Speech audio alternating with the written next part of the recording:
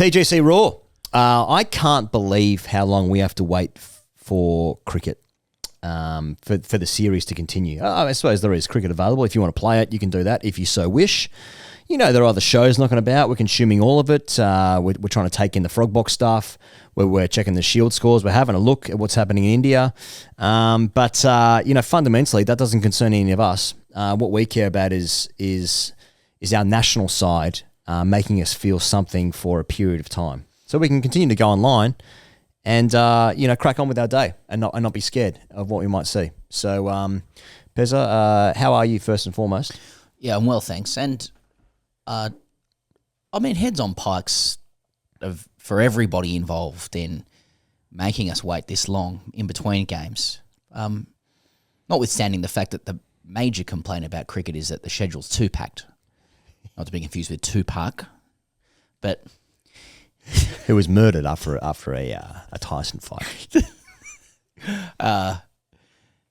The schedule's too packed, but if the test only goes for 2 days, now we have to wait for too long. Yeah. So have the right... That was noted. Yeah.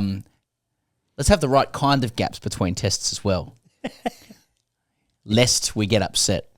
That's right. I'm just going through the full rotation of Smith optics that are in the studio right now, and I feel good and fast. What we are getting, though, is, Pezza, we are getting new images, like Babe Wake Up, new images of Hazelwood and Cummins in a singlet just dropped. Mate. So, and then I realised that Babe is a doll that I have to blow up before use. Do you say that'll do, pig? Multiple levels to that. Ian Piggins. My friend bought a doll once.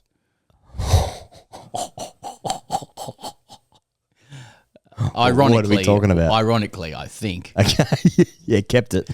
It's the only time I've seen one in the flesh. Just plastic. Like it's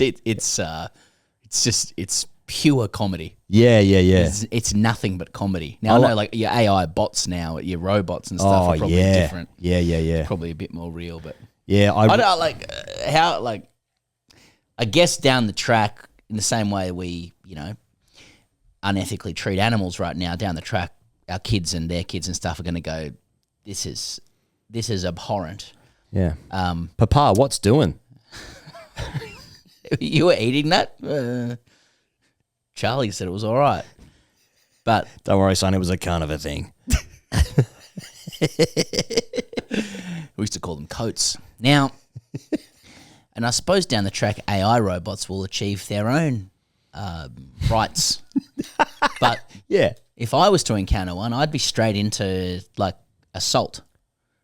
Like that's my instinct. Yeah, it's just like when you see those Boston Dynamics clips, and it's just pushing a robot over and watching it stumble. Yep. Nothing funnier than that for me. I've defeated AI. I just tipped it over. I'm just watching it stumble a little bit. It's just like I can knock this over. It's just a robot. It's not sentient. Yeah, a couple of... are you feeling that? Sorry, by the way, or is that that's a bit sick? I'm not a big tip-oversman. Because I know your fantasy, dream of dreams, is to, one of your mates holding a tray of beers, you walk up and splash them over. I want to strike it out of their hands from down to up. Yeah. Down to upward motion. Yeah. Reverse of the technique of the hook shot. Yes. I rewatched the wonderful film Noir with Joaquin Phoenix and Scarlett Johansson, Her, which was set in the future, and he's dating a computer, right? That's the premise, and it's AI, and and it's quite scary because you can sort of see how that's going to go. I think that movie was made in like 20. What are we looking at? Maybe like 10 years ago? Yep. Something like that. And it's, I think that was before, certainly before I knew what AI was. I guess it's been knocking about for a while, but it's been knocking about for a while, AI and all, and that. But the blokes dating computers. Yeah, I'm all for it. Yeah. I like it when they don't talk back. Anyway, sorry, we're talking about Cummins and Hazelwood. Oh, yeah, that's right, yeah. I mean... Hazelwood with the fucking pipes out too. Cummins with the pink cake. Yeah. Main question there is like, there's two questions with Cummins and Hazelwood playing or just training. Cummins training with the pink ball deliberately, Hazelwood with the red. There's a signal there, to everybody. Now, is that a silly bugger signal? Hazelwood, whom, 48 hours ago, well-sourced reports were that he may have tendon damage and be missing the series. Yep. That we repeated. Yes. Reiterating how well-sourced those reports were. Does that indicate that Cricket Australia and the cricket department are playing silly buggers? Is there a silly buggers theme to the team? And if so, I'm here for it. I'm here. Look, let's face it. I'm here for anything if Australia's winning the game. No, it's true. I mean that's how fucking fickle we are about these things. Yeah. Steve Smith's idiotic response to Monty Panesar is now growing legs of its own of tactical genius. Yeah. It just everything gets spun if you win or lose. Yeah, I know what you're saying. Yeah, I personally cringe at that stuff. But 1-0. So I just attach my views completely to the Australian captain. I just attach my view. My views are completely informed by whether they win or lose. Absolutely right. It gains its meaning after the outcome of a cricket fixture. Absolutely where they hold right. a wooden bat. Well, let's talk about then. The England players not playing this Canberra game. Now that is going to if they come out, which will be huge as a team, but would explain it a fair bit. But if they come out and they win the second Test match, they bat in the right conditions, ball goes soft, they score heaps of runs, and then the other team they play against don't score as many runs, and they take 20 wickets and they win the game. Then it's like, great call, great call. They've been practicing in Brisbane, same conditions in the next pink cake. That was better than going to Canberra, knee high bounce. Exactly. Look at the golf. After day one, England's golf fantastic. Australia bin. Yep. After day two, England golf no good. Australia. Kratz one on the back. 38 Stableford points. Yeah. You know what I mean? And golf injured the right kind of player. Exactly. The golf accounted for the future. Although, I've got to say, I personally don't see a correlation with playing consecutive days of golf coupled with training into a Test match as having really anything to do with any sort of impact on an injury. I told you, it's a silly bugger series. There are a few things that are you swear you're looking at an answer dead in the eye. Yeah, and someone will be like, no. Yeah.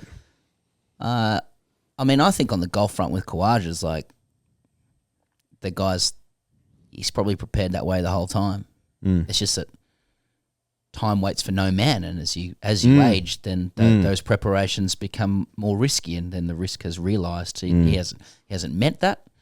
They're just things that happen when you age, and you cannot defeat it much as you try. Yeah. So Hazelwood bowling off 10 paces though with a farmer's tan. Oh. Hello. Now, one thing we do like in this country is people not realising how big the fucker is. We absolutely love that. And no more so than this week when Mark Wood announced he was going to drive from Perth to Brisbane. Yeah, now that is the first indication that England are sad. Now, Woody... That is a lonely old drive. Woody is a... You know what? All of them that we've met, great. They're great. Unfortunately. Climb out, mate. Yeah, they're not going to fuck you. Well, they might. You don't know that. Woody, one of the greats. He doesn't like to fly. Not a great flyer. Nervous flyer. I think you said previously, didn't you say in his book he used to sit next to someone on the team, he had to hold his hand? Something like that? Anyway, point being he's a nervous flyer. Might have been Moeen. Anyway, it doesn't matter. And so, natural thing would be like, well, what are other alternatives to flying? Dennis Bergkamp, never played in Europe, didn't like to fly, Crazy, isn't it? Travis Barker was the drummer from Blink-182, was in a plane crash. He didn't fly for years, so they didn't tour internationally for a while. It happens. So, but then the idea of driving from Perth to Brisbane is fucking insane. We did it 46 hours. 46 hours. 46 hours. That's if you go straight. So that's like you're looking at probably 5 days. 5 days of 9 hours. You're getting there. I want to know if he planned on doing that truly himself with nothing but the dirt roads and his own thoughts, or if which I can only imagine is wonderful for your back at age 35, bowling 150s. Just being a car for 5 days. And driving by yourself with presumably Simon and Garfunkel. Or riding on the imaginary horse that he has. Exactly. Or if like he's got a couple of drivers and he's lying in the back of a caravan with his hands on his head, just fucking like, I'm starting to understand that now. And I wouldn't be surprised if he wants to get away from whatever stuff goes on there. Just cricket. Cricket. Yeah, exactly. Just getting away from the game. Yeah. But yeah, I mean, this is, it's like, a lot of fathers will empathize with things going wrong and wanting to go on a solitary drive that never ends. From coast to coast. Well, see you later, love. I'm going for a drive. Just heading out for some Marlboro Lights.